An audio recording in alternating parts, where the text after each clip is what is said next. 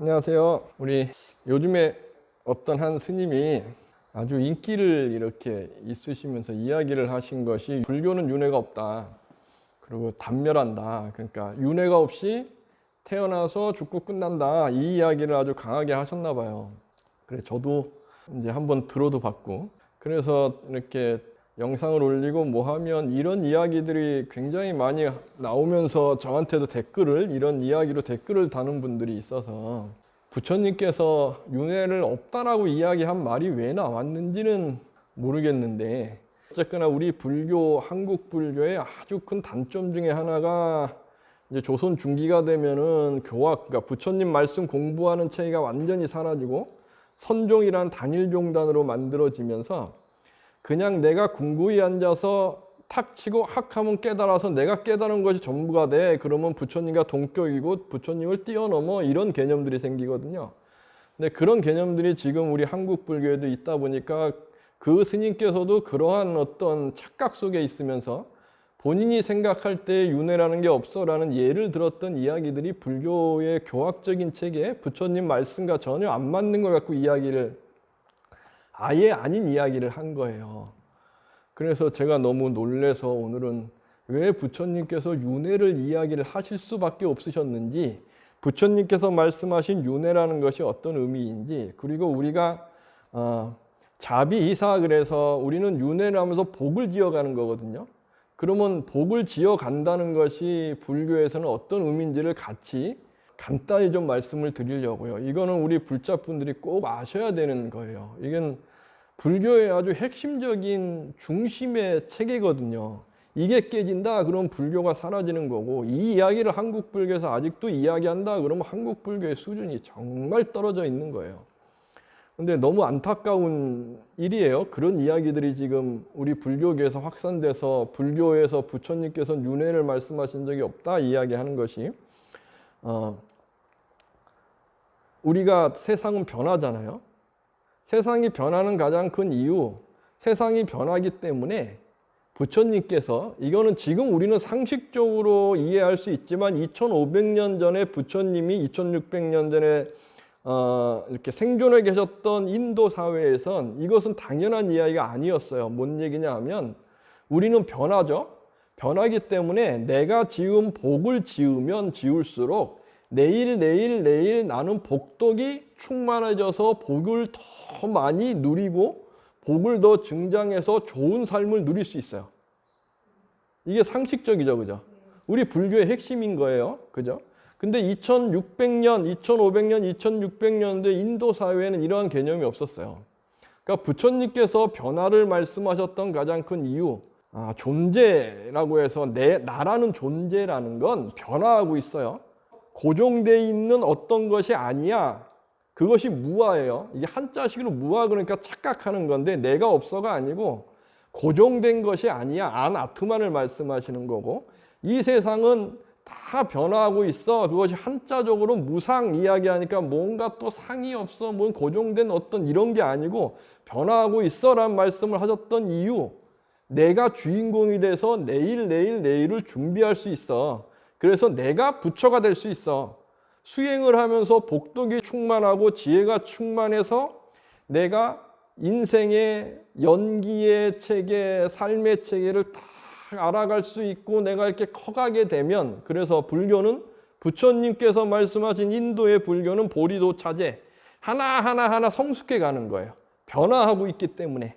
도노라는 개념은 중국식 사회에서 그전에도 있었지만 확립이 되는 거고, 중국은 이러한 윤회의 개념이 없어요. 중국이라는 고유한 사유 자체가 자연계에서 우리도 같이 태어났다가 자연계로 사라져서 혼백이 돼서 사라지고 단멸한다. 이건 중국식 사유에서 나오는 거고, 인도에서는 이러한 개념이 없이 부처님께서 변화를 말씀하실 수밖에 없었던 가장 큰 이유는 인도 사회에서는 세상을 신이 만들었어요. 그래서 세상에 신성이 다 부여되어 있고, 그래서 그 신성은 변하지 않겠죠. 그러니까 고정된 신성이 있고 거기에 사람의 욕망이라는 오욕락이 붙어 있는데 이 신성은 계속 유지가 되는 거예요, 사람이. 그게 인도의 고유한 전통이었고, 그러니까 이 사람이 더 성숙된다는 개념이 없어요. 그냥 신성을 향해 가는 거예요. 그래서 복을 짓는다는 개념이 2600년 전에 인도의 브라만 교회는 없어요. 그냥 신에게 잘 보이면 되는 거예요. 그리고 수행해서 이 신성과 하나가 되면 되는 개념. 근데 부처님은 이 신성이 없어. 이게 없어라는 이야기를 하시는 거예요. 그러면 남는 건 내가 과거에 지어왔던 그 기운, 그리고 지금 지어가고 있는 이 기운, 미래에 또한 이 기운이 움직이고 나는 또 변화하니까 지어갈 수 있어 라는 가능성.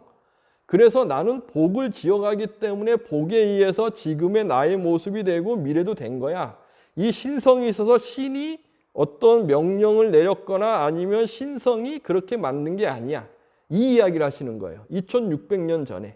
이것이 굉장히 획기적인 말씀인 거예요. 지금은 상식적이지만 2600년 전에는 이건 정말 종교계에 처음 있는 말씀이셔요. 이 다음부터 종교계가 불교에 의해서 한 200년이 지난 다음에 인도의 종교계가 도덕적으로 통합이 돼요. 그러니까 착하게 살고 자비사하는 삶으로 그러면 복을 얻어. 이러한 불교가 인도를 통일시키는 거예요. 종교적으로.